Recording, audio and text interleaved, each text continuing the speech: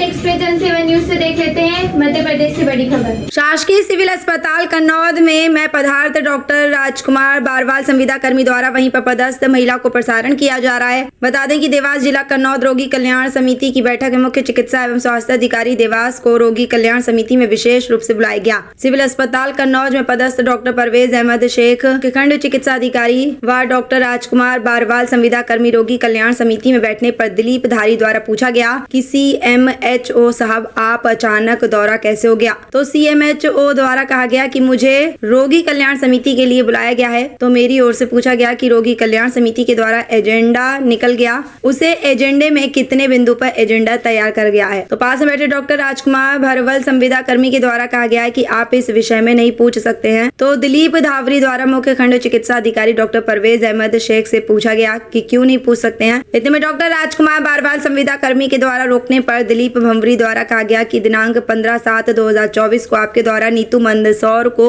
अनुपस्थिति के संबंध में कारण बताओ सूचना पत्र किस BF में दिया गया। तो वहां पर बैठे अधिकारी के द्वारा किसी भी सवाल का कोई जवाब नहीं दिया गया, नहीं जिस संबंध में अनेक को सवाल पूछे गए परंतु एक सवाल का भी जवाब समस्त अधिकारी द्वारा नहीं दिया गया। मौन धारण कर सभी सवालों को सुनते रहे। इनके द्वारा सरेआम वहां पर पदस्थ नीतू मंदसौर परेशान किया जा रहा है, जिस संबंध में अनेक सवाल पूछे गए उसकी वीडियो क्लिप आपकी ओर भेज दी गई है। एक्सप्रेस जनसेवा न्यूज एवं राघव दर्पण कन्नौद से शुभम खत्री की रिपोर्ट, एडिटर कुमकुम रावत। मीटिंग करनी है तो उसका एजेंडा वगैरह कुछ निकलता है या नहीं निकलता? बैठक का एजेंडा निकलता है तो कब निकला था सर? क्योंकि हम लोगों को तो कोई जानकारी नहीं है कि हर मंथ एक फिक्स डेट रहती है कि उस डेट में आना होता है। सिविल अस्पताल में आए अच्छी बात है, पर सिविल अस्पताल की व्यवस्थाएं तो देखें आप। जी पहली बार आया हूँ जी, व्यवस्थाएं देख रहा हूँ। जी जी मेरा इसमें कुछ नहीं, सुधारने की पूरी कोशिश करेंगे। जी जी व्यवस्था में कहाँ जो अव्यवस्थाएं हो रही है, मेरी चिट्ठी बार बार आपके पास जा रही है, मैं देखता हूँ क्या। तो आज आप रोगी कल्याण समिति के लिए आए हैं, उसमें रोगी कल्याण समिति में क्या क्या मुद्दे हैं आज? ये एजेंडा है मेरे एजेंडा। तो एजेंडा में कितने बिंदु हो गए, चर्चाएं होनी है इसमें? 11 बिंदु हैं। अच्छा, तो उसमें मुझे ये जानकारी मिली है कल ठेकेदार भी आया था आउटसोर्स का, उस संबंध में कोई रखा है क्या कोई बिंदु यहाँ पे? आपको देखने में आ रहा है क्या? वो ठेकेदार वाला जो व्यवस्था है जी, वो तो टेंडर देवास से होते हैं, उसके माध्यम से पोस्टिंग होती है जी, है ना, ठेकेदार ही रखते हैं जी। तो फिर यहाँ क्यों दबाव बनाया जाता है डॉक्टर द्वारा? क्योंकि वो तो बंद करेंगे, इसलिए वो तो चालू रहेगा, क्योंकि क्या है आपकी वो हो रहा है और हमको शासन ने अधिकृत किया है, राष्ट्रपति ने अधिकृत किया है कि हम किसी भी अधिकारी को वाइट्स ले सकते हैं कहीं पे भी जाकर, हमको राष्ट्रपति नहीं रोक सकता है। तो ये तो आप गलत कह रहे हैं कि हम वाइट बंद करें। हम कभी भी एट ए टाइम कहीं पे भी रात को 1 बजे भी जा सकते हैं। हमारा काम है जवाब देना या नहीं देना वो आपका काम। मैं थोड़ा सा अगर बोलना चाहूँ कि थोड़ा ये मीटिंग हो जाए। हम इतनी देर नहीं रुक पाएंगे, वो हमारे पास समय नहीं रहता है, क्योंकि आपके गले समय नहीं तो हम लोग गले समय नहीं, और शासन से आप बंधे हो, शासन से हम बंधे हुए नहीं। इस बात का थोड़ा सा ध्यान रखें, क्योंकि आपको कानून का ज्ञान नहीं है। इस पोस्ट पे बैठे हैं, आप बार बार लिख रहे हैं ऊपर राज्य शासन ने मुझे भेजा है, किस राइट से किया बताएं आपने कहा तो कैसे कहा? श्रीमान राइट्स क्या है आपके पास? हम PRP एक्ट के तहत आपसे बात कर रहे हैं। किसके तहत बात कर रहे हैं? PRP एक्ट के तहत। आपके पहले सिविल एक्ट हो तो मुझे बताइए। आप बिना कन्नौज में आए हैं, थोड़ी सी व्यवस्थित बात करें, थोड़ा सा व्यवस्थित काम करें। काम करने के आपके तरीके नहीं है यहाँ पे। पहले सीओ में जो साथ थे, उसके पहले यहाँ पे मीना जी प्रभारी रहे हैं। डॉक्टर का दायित्व क्या होता है?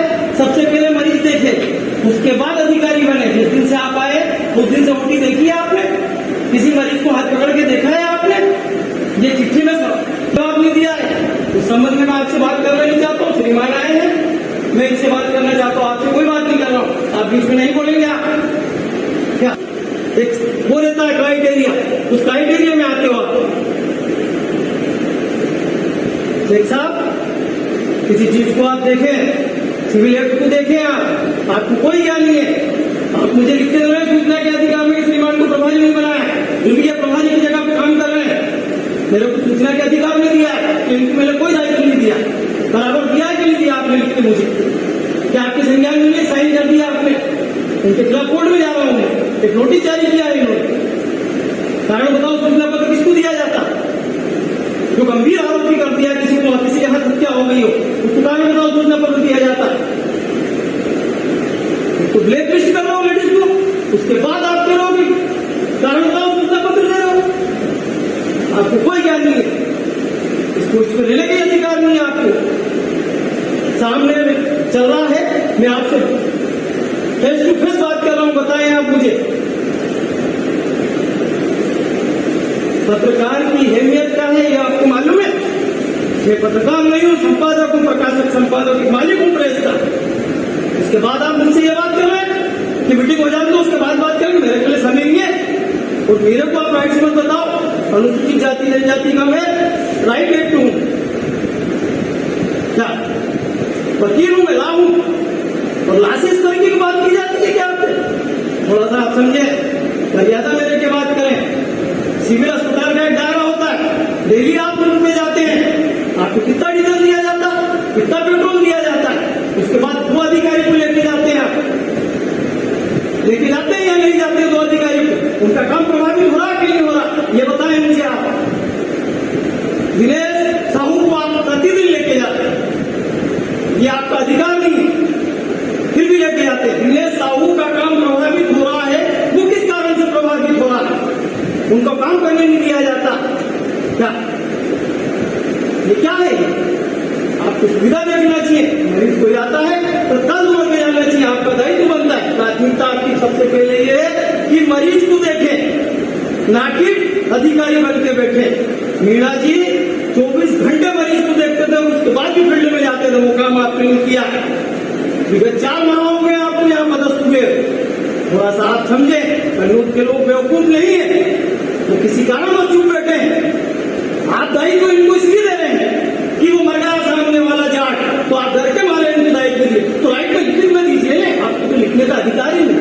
सीएमओ से अनुमोदन कराना पड़ेगा, और सीएमओ साहब को कलेक्टर से अनुमोदन कराना पड़ेगा, और कलेक्टर साहब को संभाग में भेजना पड़ेगा। ये प्रक्रिया है।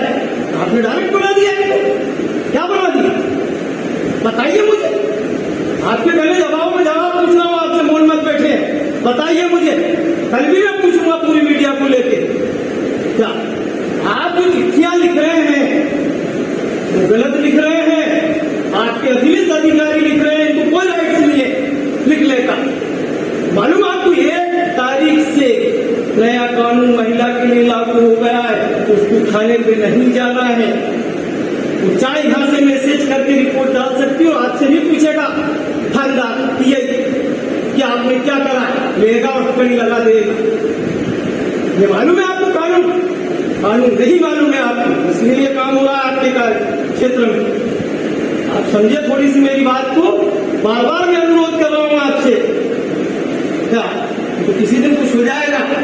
इन्होंने उस लेडीज को लिख के दिया, आए दिन धमकी देते हैं, इन्होंने ये भी धमकी दी है कि वो बस से जाएगी, मेरे गुंडे भेज के तेरा मर्डर करवा दूंगा, तेरा रेप करा दूंगा। इसका सबूत है? अरे सब है, मैं तेरे प्रमाण दे दूंगा, मैं तो एफिडेविट प्रमाण है मेरा।